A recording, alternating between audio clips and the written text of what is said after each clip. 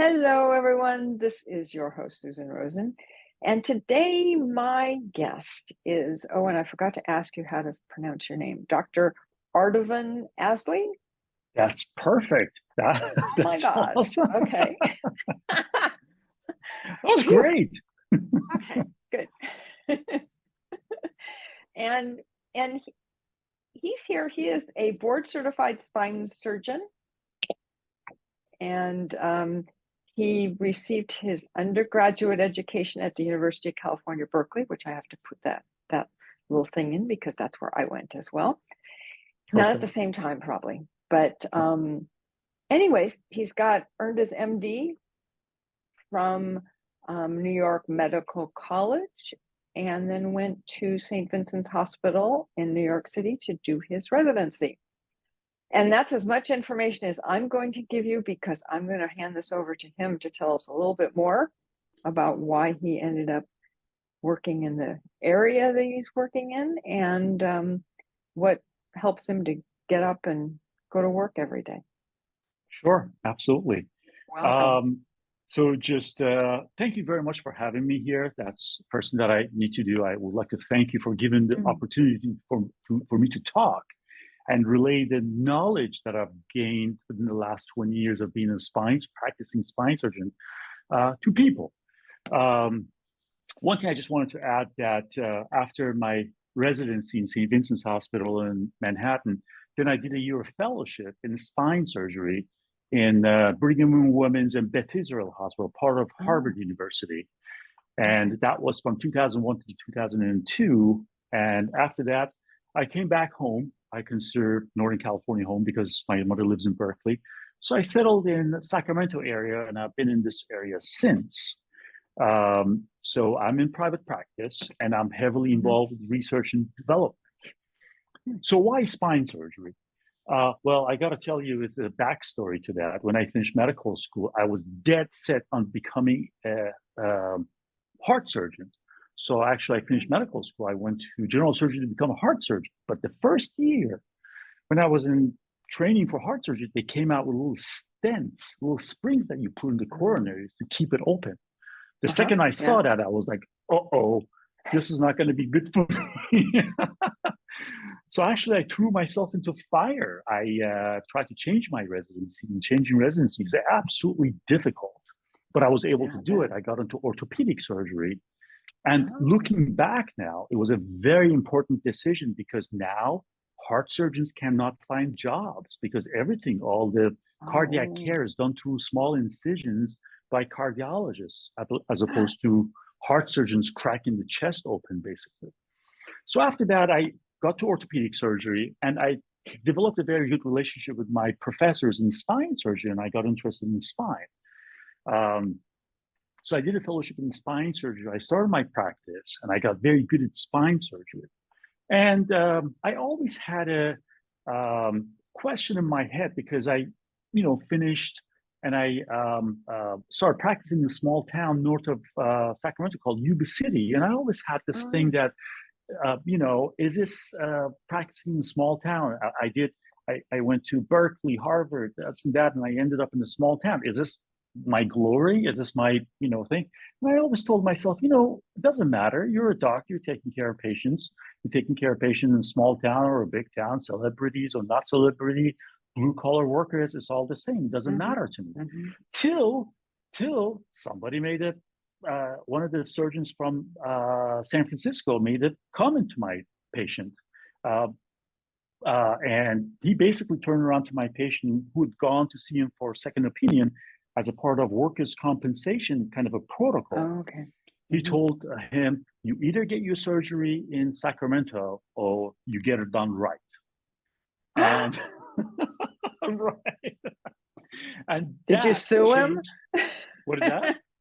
I said, did you sue him? To be honest, I got to turn around and actually thank him. Next time I see him, I would like to thank him because that changed my life. Why? I started my endeavor. I said, I got to show that I am somebody. And just because you practice in a small town, for every doctor that's been in practicing in a small town and getting dissed by doctors who are in a big town or university base, I have to do something for all of us.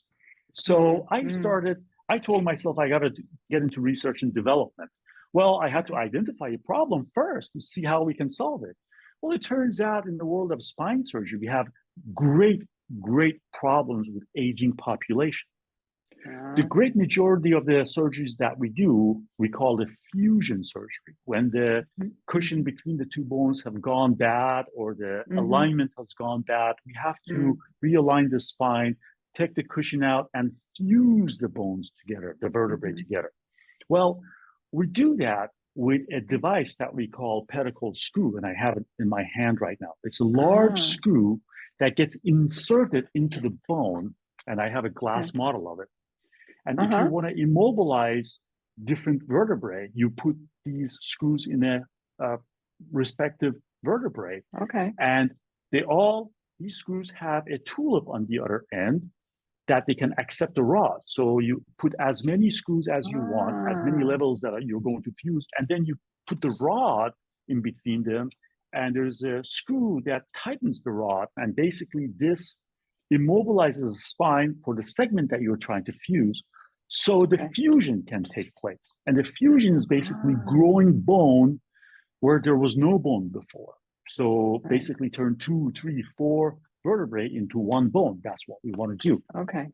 I Okay. knew that we had problem in the aging population. Why? Because the backbone, or what we call vertebrae, is not a solid block of bone. It's not wood. It's not cement.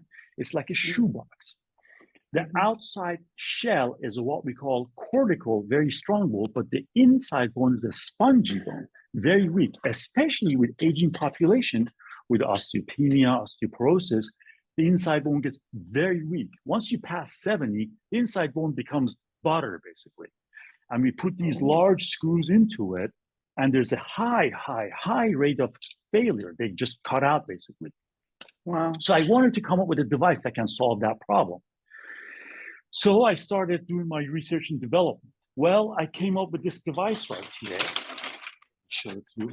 I came up, now you got to understand the anatomy of vertebrae to understand where I'm coming from. As I Okay. said, the outside bone is cortical bone and the inside bone is a weak bone. So I told myself, I said, I have to come up with a device that uses outside bone as opposed to inside bone. Okay. And if you look at the anatomy of vertebrae, you have the vertebral body in the front, and then you have this arch, this canal in the Uh-huh. back that the nerves go through. Well, the Okay. roof of that canal, which we call lamina, is a solid cortical bone. This roof called lamina. Ah. Uh-huh. Lamina happens to be one of the strongest bone in the body. So I said, why don't we use that? Yeah. Because we've used it before. Before the screws, we had hooks that would hook into the lamina. So the device that I came up was this device right here. It's a flat plate that sits against the lamina Mm-hmm. and uses composite straps to wrap around the lamina. And Hmm. these straps are stronger than same size steel cable, so they're super strong. Wow. And right over the plate, there's a hole right here that the strap goes through, and then Mm-hmm. this strap gets tensioned like a zip tie, basically. Then Hmm. there's a built-in clamp into the base of this tool loop that you turn, and the clamp clamps the strap. Therefore, this device holds onto vertebrae basically without penetrating the bone. Ah. I Okay. presented this device um, to Congress of Neurological Surgeons, basically Uh-huh. neurosurgeons that are, it's their thing. I'm an orthopedic surgeon, but the neurosurgeons, they have their own meetings. I Mm-hmm. presented to them, and I won the innovation showcase in Congress of Neurological Wow. Surgeons in 2015. So I just want to say that I'm legit. Yeah. So my device, even though it's Uh-huh. not being used now, it did win an award from Congress of Uh-huh. Neurological Surgeons. But Wow. then what happened. I started refining my device because it was in a prototype stage. Then I hit a problem that I cannot disclose what the problem was. But I Okay. said, to solve this problem, let me look at the screws. Let me see if they have the same problem or what happens in the screws then. Well, that's when the things started taking off for me. I mean, what I found out was absolutely dropped my jaw to the floor, and I will explain it to you. So I looked at the literature, I dug deep into the literature about these screws. What I found out was that great majority of the papers, and I found six, actually seven articles that was published in late 1990s and early 2000s that said these screws do not work. They do not increase fusion rate and they do not improve outcome. Right. Okay. I was like, wait a minute, what's going on? And these papers were multi-center, multinational, multi-author paper that were published in our spine journal. So they were very legit. Some of them won awards for the quality of research. And I was like, wait a minute, what's going on? So that as I dug deeper, I found only one paper that said these screws work beautifully. And it was published by, just every time I thought things cannot get worse, it got 10 times worse. And that happened at least 4 or 5 times. So wait, I'm going to tell you, this is going to blow your mind. So I found only one paper was published by one guy, a gentleman named Dr. Zdeblik. He is the chairman of University of Wisconsin spine surgery right now as we speak. He published a paper in 1993 that said these screws work beautifully and they increase fusion rate, they improve outcome, they are wonderful. So I said, man, let me look into this. What is going on? And first thing that I found out was jaw-dropping by itself. The paper that he published in 1993 was published as a preliminary report. I spent about 2 years to find the final report, and I couldn't find it.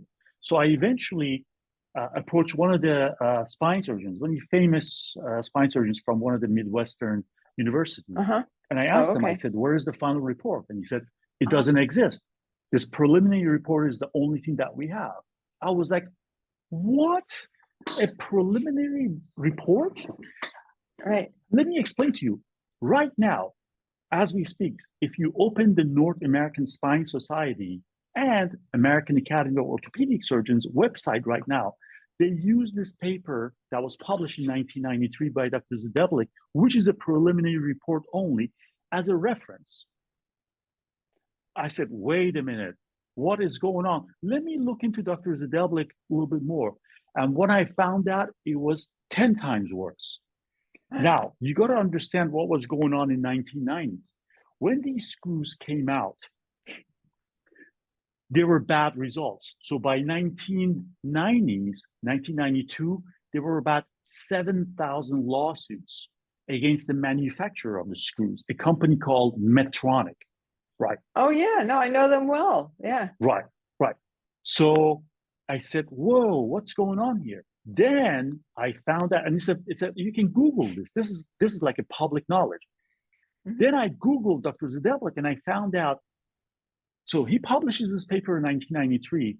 By 1995 and 1996, as these lawsuits were disappearing because of his paper, he started getting paid from Medtronic.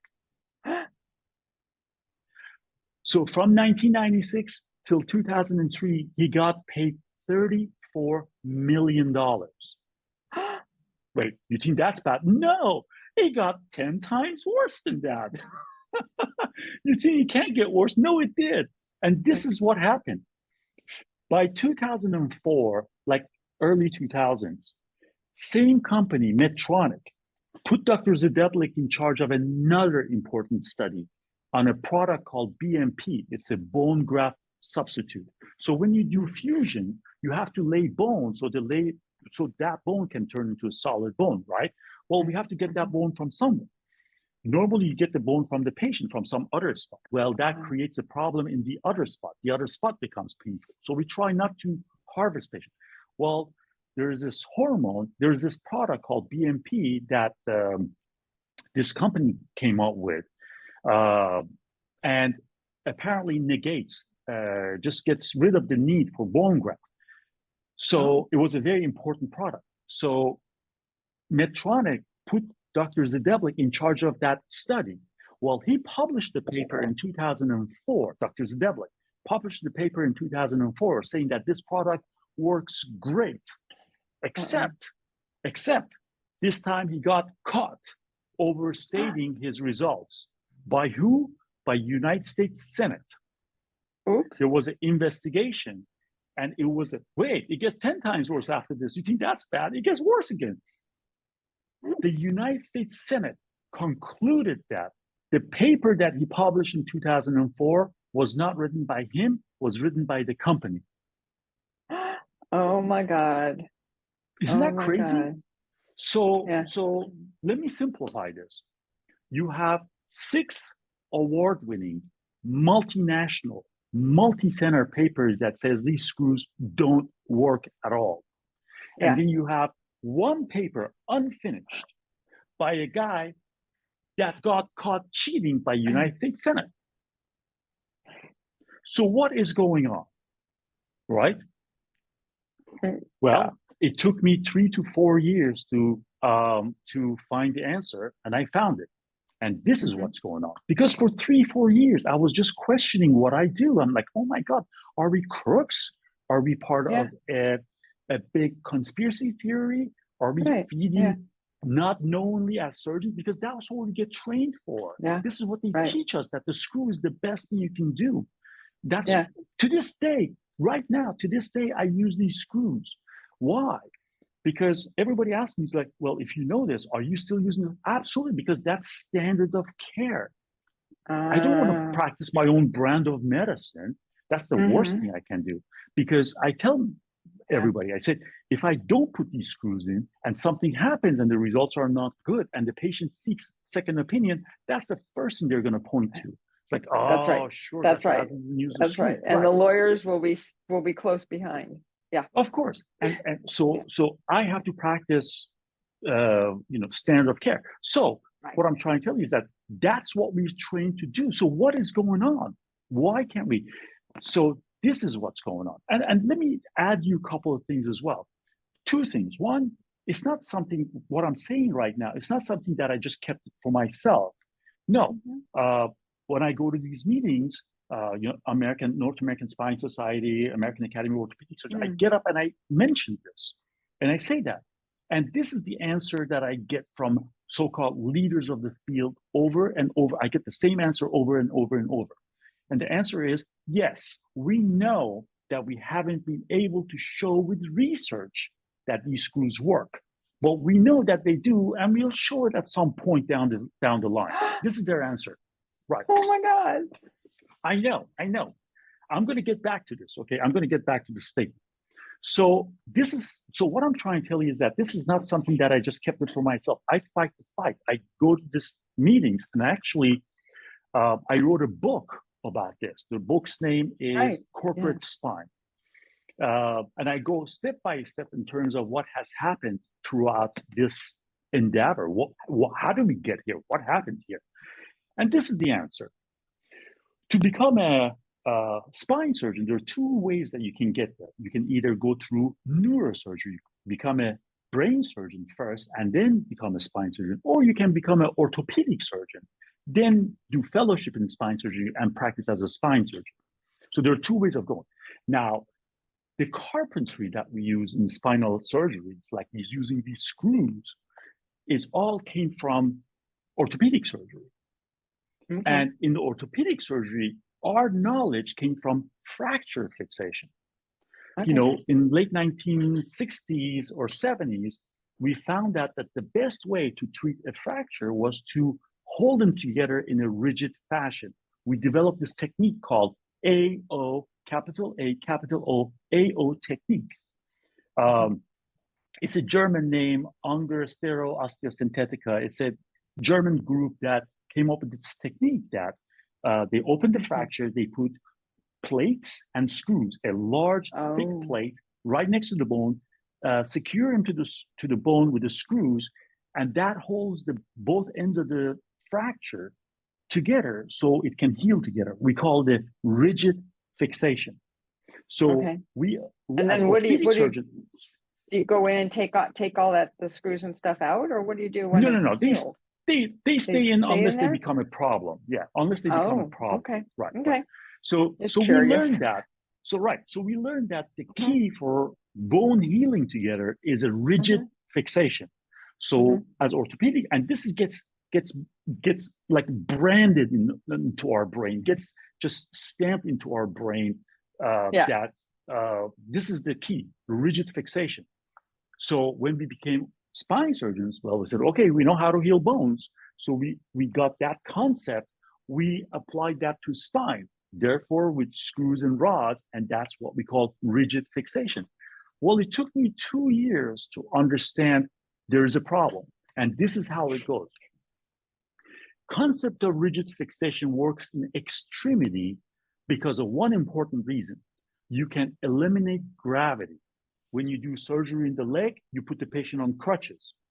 If it's the upper extremity, you have it in a sling. So you eliminate gravity. Okay. In Okay. spine, you can't eliminate gravity. You cannot No. put the patient on No. a sling You're stuck. for 5 months at a time. No. So that means that that construct is in constant stress, constantly getting Mm. jarred all day. The second the patient gets up, that construct is Hmm. under stress. Hmm. Therefore, we have to, the concept that I'm saying is no different than building a high rise in an earthquake zone. We've Hmm. learned through years that when you build a high rise in an earthquake zone, you don't make it stiff, you make it flexible so it can That's right. swing That's and right. That's dissipate right. energy. And they put them on those rollers now too. Yeah. Exactly. So the same concept should be applied to spine surgery. So what we've done is that we applied a knowledge from general orthopedic extremity fracture and we extremity fracture fixation and we applied that knowledge to spinal fusion. We should have never done that. And I always tell people spine surgery was never meant to be a subspecialty of orthopedic surgery. There's nothing in orthopedic surgery that's going to help you become a better spine surgeon. Nothing. I'll tell you right now. But Uh-huh. that's the route that we took. And when the Ah. results came back from these studies, they told us this doesn't work. We didn't know anything better. We just Right. blamed the studies. They said, oh, these are not good. And of course, the Dr. Zdeblik's paper was a wrench in the whole thing. And that really just, you know, uh, put us in the wrong direction. It was a Yeah. falsified. I mean, it's a false. Nobody can duplicate. I mean, his paper is so off toward the good side that it now everybody would know that those results just cannot exist. Yeah. It's crazy. It's crazy. So that's the situation. That's what, you know what? About 2 months ago, I was a chaperone Uh-huh. for a field trip for one of my daughters. She's Okay. 11 years old. She's in the fifth grade. So we went to Uh-huh. Marine Headlands. Oh And yeah. over there, right, and the camp counselor was teaching. And we came to the bridge. And she Uh-huh. was explaining how the bridge actually swings in the air and Yes. moves. Yes. Right. And she turned around to the whole fifth grade class and said, kids, remember this. Flexible is stronger. Flexible is stronger. And I'm like, oh my God, these are fifth grade students. They actually know the concept that actually it should be flexible to be stronger. Yeah. And I cannot Yeah. put this into, spine surgeon's head that, we were going in the wrong direction. As a matter of fact, what's the answer that we've come up with right now? You know what's the current treatment with Uh-oh. what we're doing?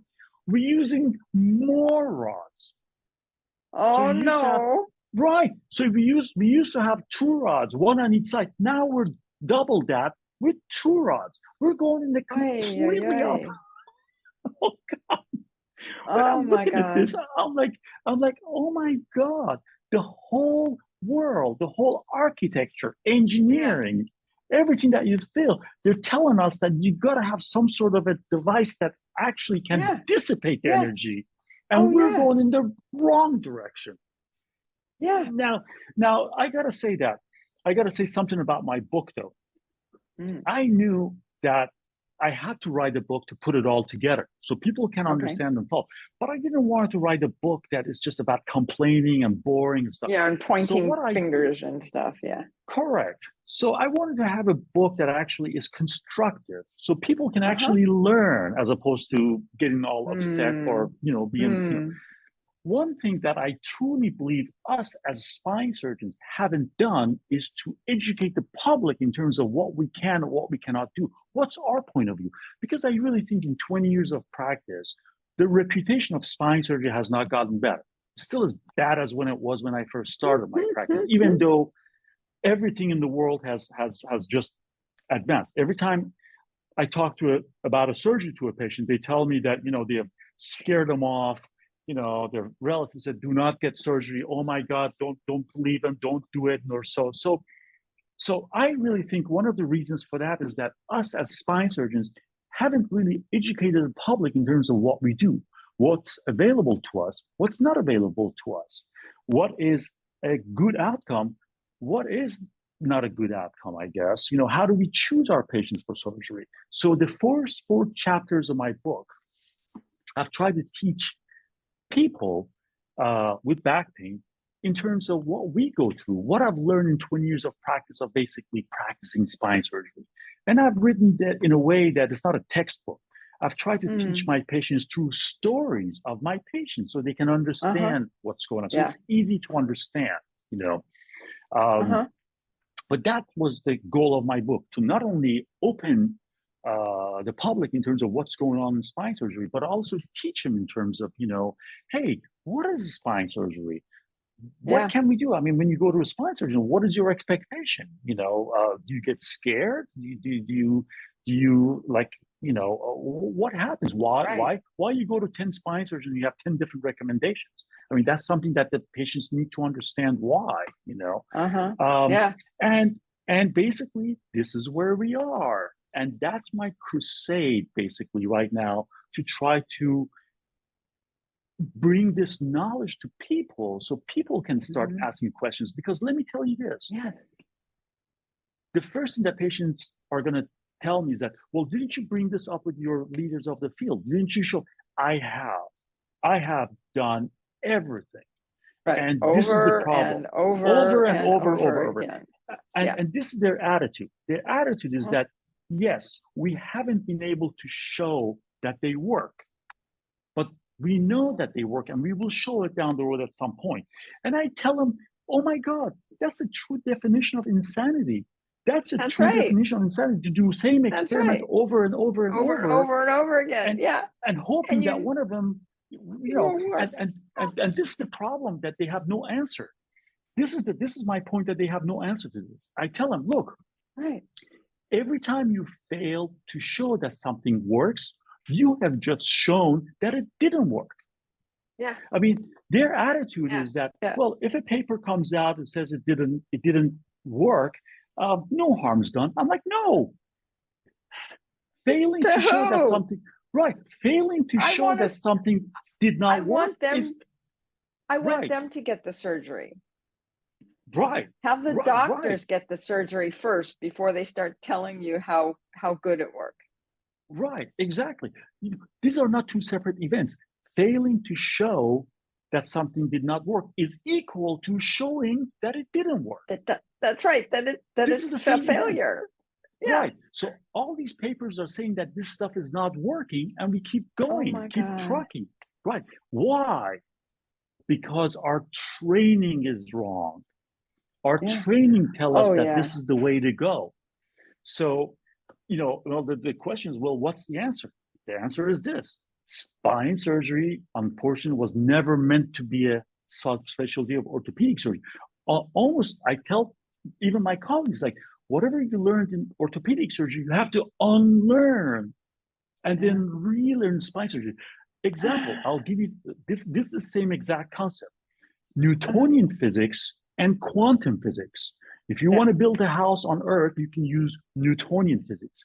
But if you want to build a laser or shoot an aircraft to space, you cannot do that using Newtonian physics. You have to do that using quantum physics.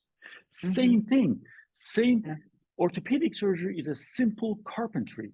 that simple carpentry is not going to work for a complex device like spine that the motion is rotational. Ah, okay, okay. Simple Right. as that. Yeah, Right. Is yeah, that yeah. crazy? Well, and it sounds like they don't even use it for the simpler stuff. It's From what well, you're no, they use saying, they really only use it mostly for spine surgery, right? that's right. That's right. They use it for every time you see somebody get a fusion, everybody who gets somebody Yeah, gets scoliosis, they get these screws. Yes. right, Right. right, exactly. But they So don't do that when you break your arm. well, that's a whole different thing. They use different. They Yeah. only use the screws for the breaking out. They use plates and screws, but the concept is the same. Okay. Rigid Okay. fixation. Got it. That's the Okay. concept. Hold them together Okay. rigidly. Well, Right. when you put them Yeah. rigidly, then of course, if you have a bone that's not good quality, then Mm-hmm. it's going to fail.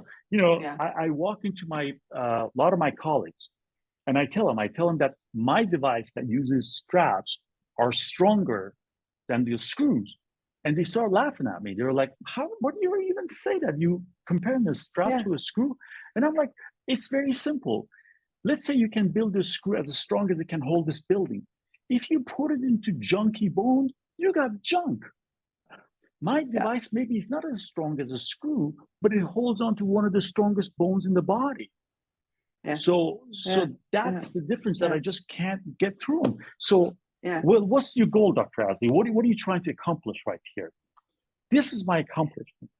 I want at least patients ask these questions to their surgeons so the surgeons Yes. can go back Yes. and do the research and find out what the research has written, because this is the problem. When we go to these conferences, I've been going to conferences twice a year for 20 years. Mm-hmm. Every Mm-hmm. time I go to these conferences, these professors who give lecture, they show their best films, best outcomes, best patients, best scenarios Of to course. us. They never show. So we go to these conferences, we get this perception that, oh my God, everything works, everything's great. Then we come back and do the same Wrong. surgeries on our patients, and our patients are miserable, and they go to pain management, and they're Yeah. on pain medicine Yeah. for the rest of their lives. I one time I got up in North American Spine Society and I said, we have created an alternative matrix for ourselves, that we think that Yeah. we've created this thing in our head that everything works great, and meanwhile in reality it's not working. Right. Exactly. Exactly. We're doing this to all these patients, and they're worse off than before we had the surgery. Right. And then when we try to solve the problem, we go in the Yeah. wrong direction because you're using wrong principles. Yeah. That's what is that. So right now spine surgery is stuck in this horrible whirlpool that is just going Yeah. down. It's crazy. And I'm trying to just make people understand. All Yeah. I say to them is this: please, please go back and read the research. I mean, please, Yeah. because every time we go this is what has happened. Sometimes in late 1990s, somebody got up in these lectures and I said, there's a tremendous amount of evidence that shows these screws work. Then people who were listening to the lecture, they went 6 months later, somebody else got up and said, there's a plenty of evidence that shows these screws work. And then 6 months later, somebody else got. So throughout the Playing years, telephone. Yeah. right, throughout the years, we have made ourselves believe that these screws Yeah. do great. Yeah. I remember I was presenting to a professor, a young professor from Michigan, and I told him this. I said, great majority of the papers say that the screws don't work. He said, what are you talking about? We showed a long time ago the screws work great. And his colleague next to him said, we never did. We never did. I'm like, so what I'm saying is that throughout the years, we have somehow hypnotized ourselves into believing that this works great without any real evidence. It's that crazy. Wow. We Wow. really talk about So, hypnotizing ourselves. Because yeah. let me tell you this. Let me tell you one thing. You don't believe me? I'll tell you one thing. Google right now. Go to Google, put down search Zedeblic spine fusion article. Zedeblic spine fusion article. You will see that article that was published in 1993. You will Uh, see that this paper has been referenced in 1,125 articles as of today. oh my God. 1,125. So this article is a most referenced paper in the entire world of spine surgery, this article. Uh, And if you will see that it says preliminary result. How do you explain that? How do you explain a preliminary result is a most referenced paper in the entire? Why? Well, there's only one explanation. There's nothing else. yeah. There's nothing And else. we're talking about human beings who we Right. know like to follow each other Right. and Right. not Right. go Right. off and say no, or hold up their hand saying, no, this doesn't work. This doesn't, Right. Right. right? I don't You know, understand.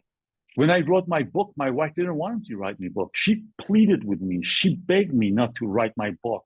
She said, "You have a great career. We have a great life. You're going to ruin it." I'm like, Yeah, my right. life is already, Yeah. I told my wife, I said, my life is already ruined. When you find this out like this, how am I going to go to sleep? I can't go to sleep at nights when I found out, and then I'm not doing anything about it. So after I wrote the book, even if my book turns into something or not, or people actually listen to it Yeah. or not, at least I've gotten off my chest. At least Yeah. I did my part in terms of warning people what we're doing to them. Yeah. Yeah. Wow. Wow. Yeah. That's scary. That's Is very, very scary. It's so much, and let me explain to you how this got here. Okay. There's an explanation, and this is how it goes. Every time we use these instruments, we use it, and there's a company that manufactures it, right? So Mhm. that surgeon has some sort of a relationship with that company. Mhm. Mhm. Well, guess what?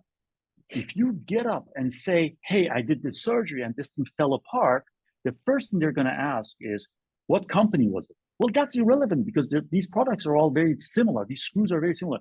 So the companies don't want you to present those bad results. So slowly throughout the years, the culture has been not to present bad surgeries, bad outcomes. Right. And that's just Mhm. wrong. That's what the companies have done to us, and not to us, to you, to people. Mhm. Mhm. So Oh yeah. the first thing that needs to happen is that heavy control, and I'm talking about companies have surgeons in their pocket. Simple as that. Oh yeah. And that needs to stop. Without the heavy influence of companies, we're not going to be able to save spine surgery.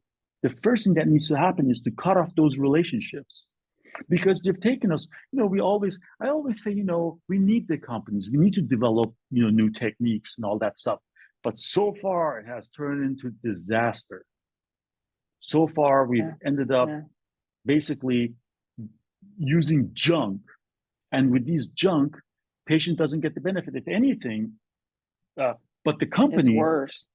is billions. We're talking about billions of dollars making profit hand over fist, and patients are not getting anything, and our healthcare is sinking.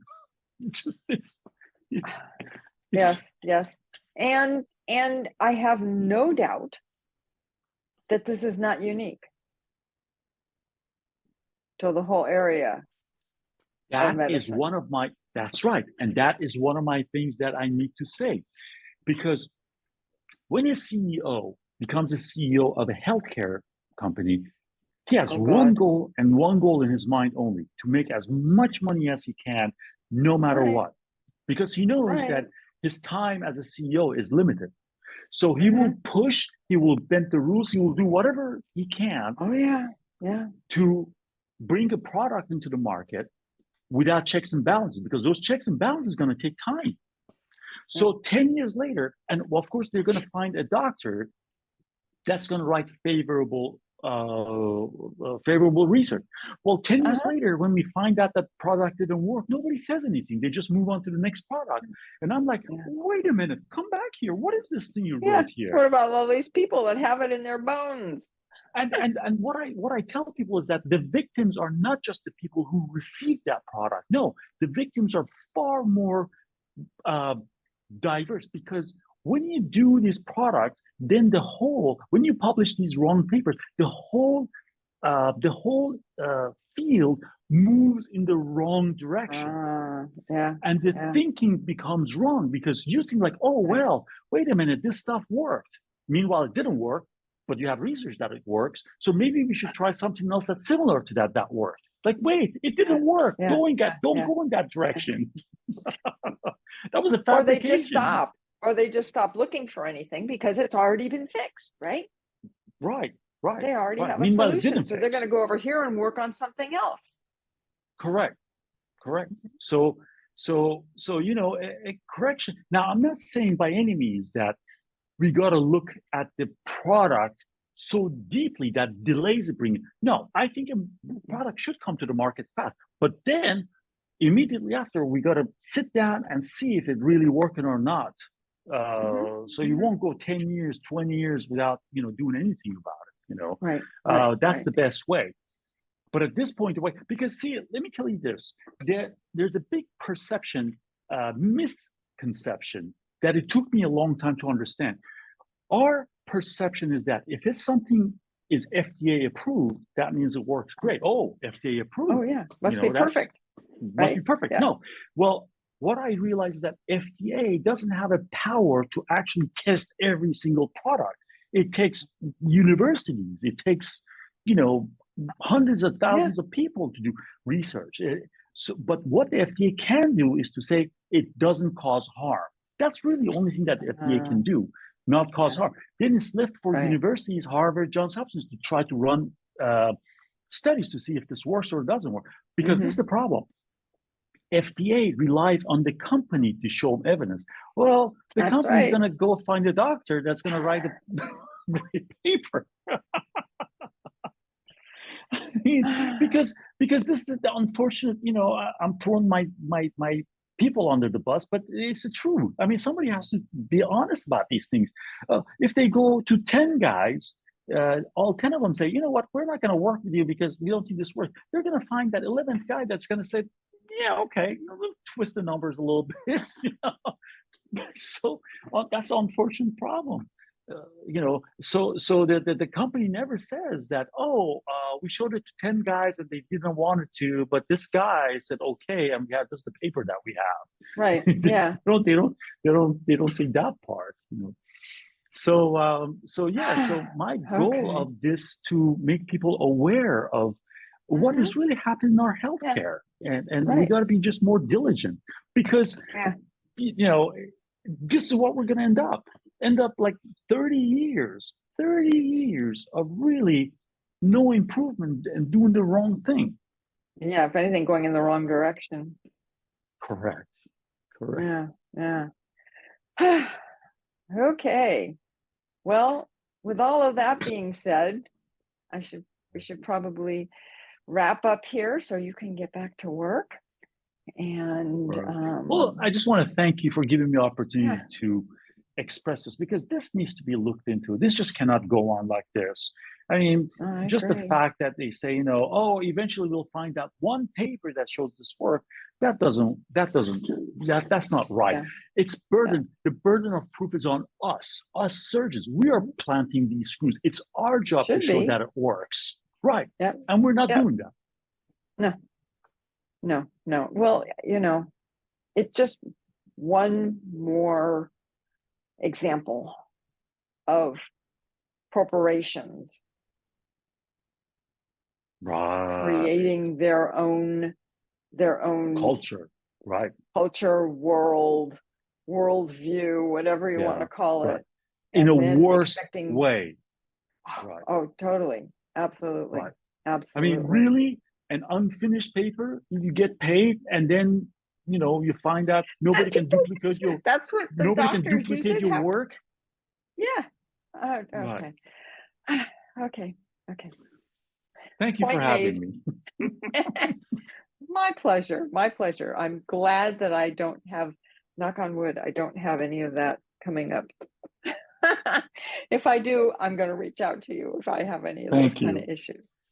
Thank you. I'm going to do the same thing because that's the standard of care. I'm sorry.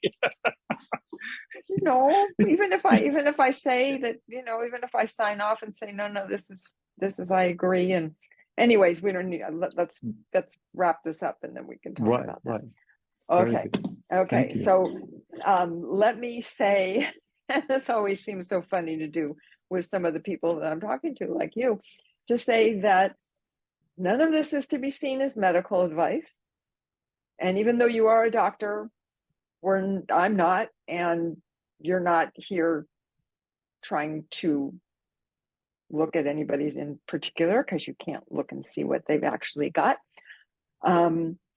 And with all of that, I will say to everybody that I will see everyone next week.